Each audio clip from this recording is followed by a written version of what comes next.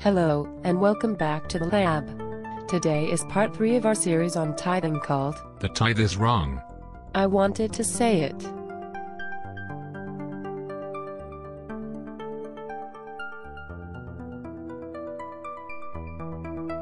Oh, I'm sorry, Eve. Okay, I forgive you, Adam. Thank you. So let's begin. Malachi chapter 3, and the Mosaic Law are our focus today. The tithe teaching of today demands a payment of 10% of one's income or wages, and uses Malachi chapter 3 as proof. But consider this. The Mosaic tithe were always edible and from the crops and flocks. Malachi 3 says, "Bring all the tithe into the storehouse that there may be meat in my house." Meat is a very specific thing, in that it means something edible. In the Hebrew, the word is teref, meaning something torn, that is, a fragment. For example, a fresh leaf, pare, or food. Secondly, the teaching which states that everybody in the Old Testament was required to begin their giving to God at the 10% level is false. The poor were not required to tithe at all.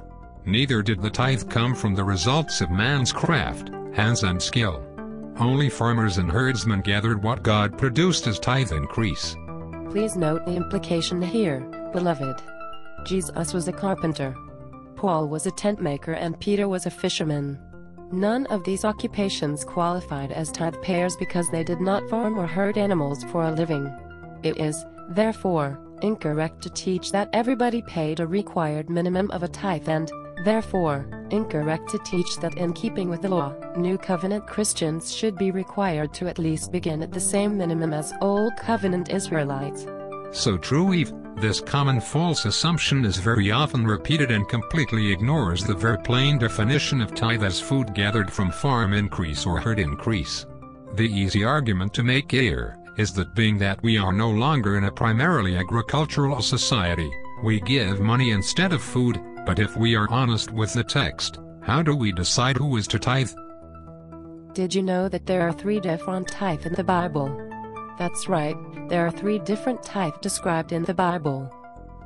The first religious tithe, called the Levitical tithe, had 2 parts. The whole first tithe was given to the Levites, who were only servants to the priests. This is found in the book of Numbers, chapter 18, verses 21 through 24, and in Nehemiah 10 verse 37. The Levites, in turn, gave 1/10 of the whole tithe to the priests. This is found in Numbers 18 verses 25 through 28, Nehemiah 10 verse 38. That's right, Eve.